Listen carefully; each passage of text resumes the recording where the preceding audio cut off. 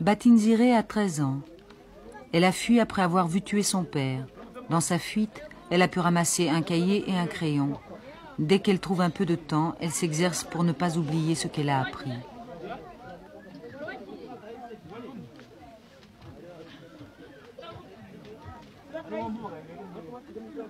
bavuze ngo dusubire mu nzu tuguma mu nzu bamaze kumwica basubira mu nzu baravuga ngo ubuse ngo ko mwirataga ngo hari ico mudutwaye turaceceka barasohoka barongora ihene n'inka na hirya n'ahandi hirya bicaye abandi bantu baravuga ngo ubuse ngo ko tuzijanye ngo abasirikare mwarataga bari turaceceka tuguma mu nzu baguma barongora ihene barongora bageze nko hirya turasohoka dutambika hepfo hirya turara mu rucaca tukajya tunyuraho abantu bapfuye benshi.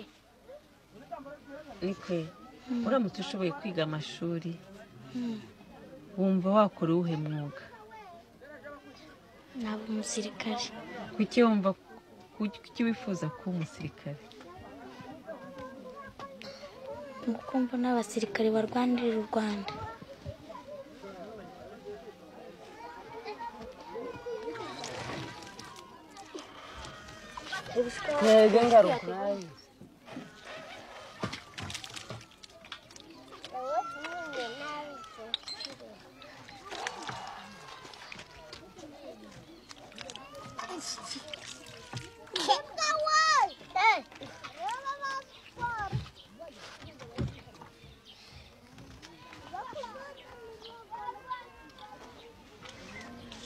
Batinziré nous a confié qu'elle pensait souvent à la mort de son père et à cette nuit où sa vie a basculé, la sienne et celle de sa mère, qui se retrouve seule sans moyen d'existence pour élever 7 enfants.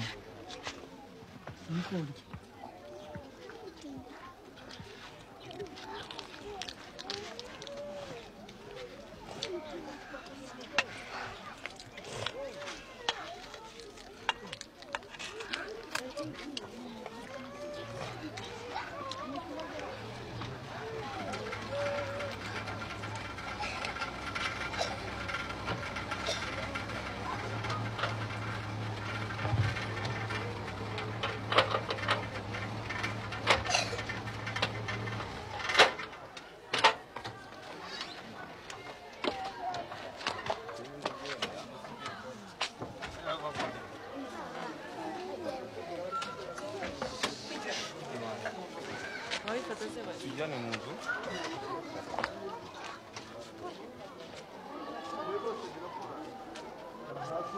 Kamuranga.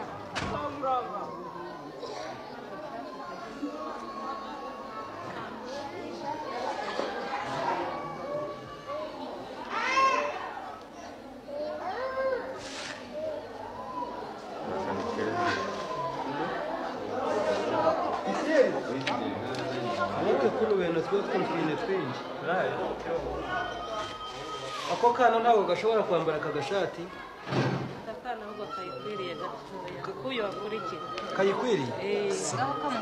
Rero mweri kamufasha. Ya safari. Itakani kagakobwa. Nakabera. Reka turi kumwe. Mushakire gatoya ni muto cyane. Nda nawe muto. So mukobwa.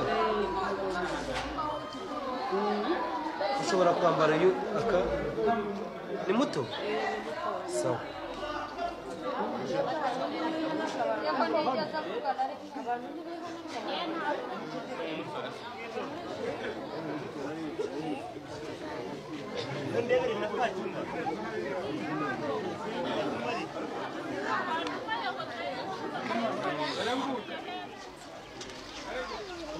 Batinziré et Kandensi ont le même âge.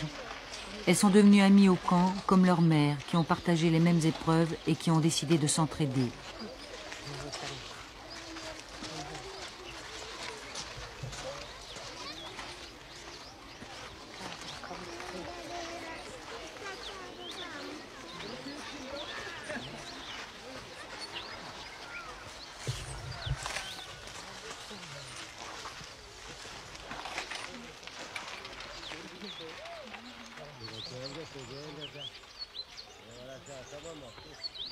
hanyuma se papa bamaze kumufata byagenze bite? zaramutwaye kugeza n'ubu ntabwo hariho umuntu wavuye y'iyo ngiyo, hariyo bene wabo ava yaratubwira ngo yarapfuye, ngo zamwiciye mu gasozi, ku musozi inyuma, ngo niho ngo babonye, ngo basanze atarabura, ngo baramureba baramumenya. kuva wagera hano ushobora kutubwira ibintu bikuvuna udakunda wumva bikubabaza muri ubu buhungiro? Nk'iyo twatetse ibigori twe turihangana tukabirya, ariko abana batoya bakaburara. Iwacu ibigori twabiryaga bikiri bibisi, byakuma tukabigurisha, ntabwo twabiryaga byumye.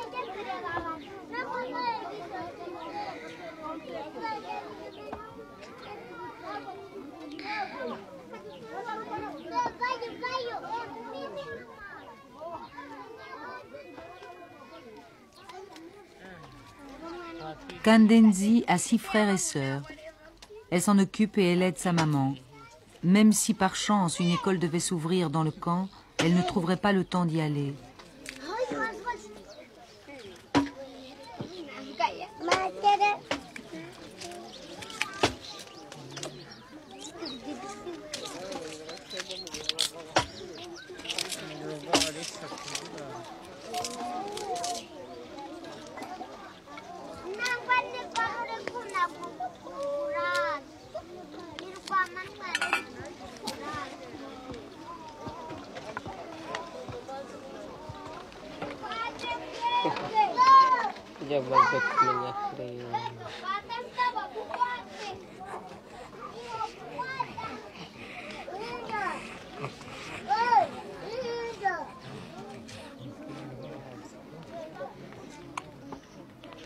Niko yako kana wonsa kitwa nde? Nitwa Gasigwa. Ubu se umeze bite? Kabona amashereka ahagije? Aho ni make. Bikabiterwa n'iki? Biterwa n'imirire mibi, no kutabona icyo nanywa gihagije. Use kuva mwahungira hano ushobora kutubwira nk'ibintu bikuvuna cyane? Hari byinshi, nk'ubu ntabwo dushobora kurya nk'ibintu twabaga turya turi mu rugo. Ubu iwacu twiriraga nk'ibitoki, ibijumba, iki, none nk'ubu turarya ibishyimbo. Ubundi ho mbere umuceri twarawubonaga, ariko ubu tusigaye bawushimbujeho ibigori. Wahekenye ibigori rero n'ibishyimbo, uri umubyeyi amashereka akabura. Dore n'ubu rwose nk'ubu nta kiba kirimo, ntabwo amuhaza. Tukanywa n'igikoma, mbere nacyo igikoma nicyo kinyunganira n'ayo mbona yose, aho nta kindi kintu dushobora kubona nyine.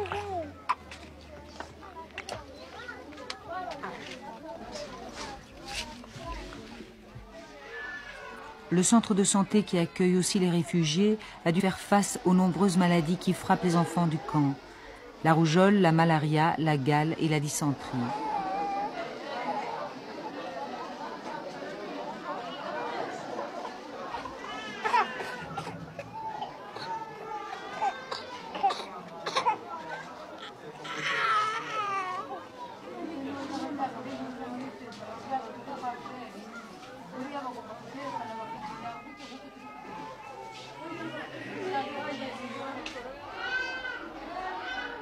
Heureusement, Médecins sans frontières a fourni suffisamment de vaccins pour enrayer rapidement l'épidémie de rougeole qui avait éclaté dans le camp.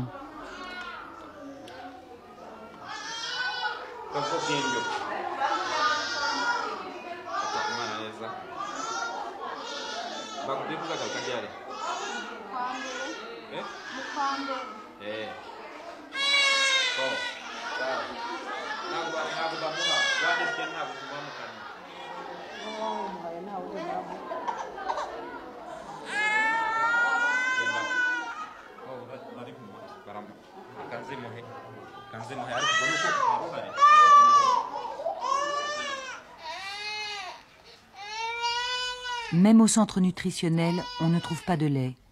Mais la malnutrition qui touche de nombreux enfants n'est pas due seulement à la guerre. Elle est aussi le résultat de la surpopulation et de nombreux concubinages. Des femmes, abandonnées sans moyen d'existence, ne peuvent plus nourrir leurs enfants. Mais le pouvoir en place au Rwanda semble ignorer ce problème et a tendance à imputer à la guerre tous les malheurs qui frappent le pays.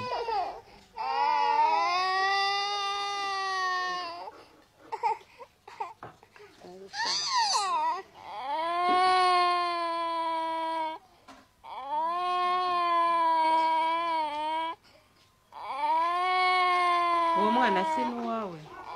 ni uw'umukobwa wanjye yapfuye mu kwezi kwa cyenda aramusigira nyine ubwo twahungaga nkahunga nawe muhetse ubundi nkahura n'ibiti n'amahwa n'iki nkabinyuramo nuko tuhera ko tuza Rukomo rero tumaze kuyoberwa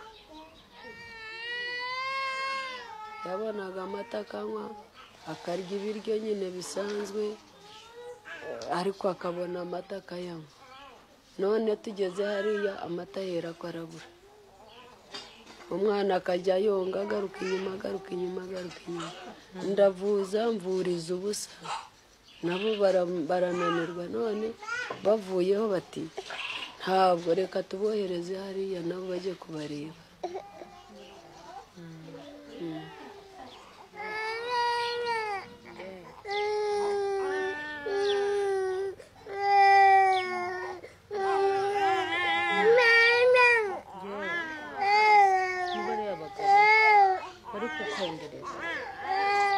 ushaka kugutera mbese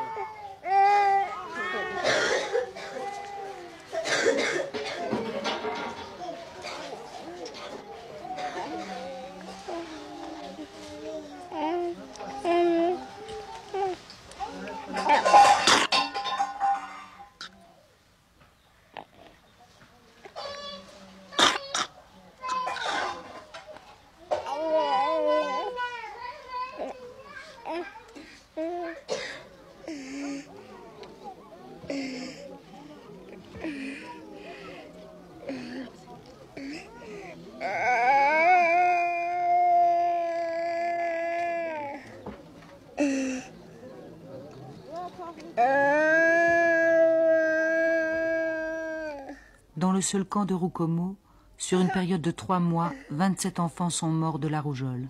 5 enfants sont morts de faim. Combien d'autres mourront avant la fin de cette guerre?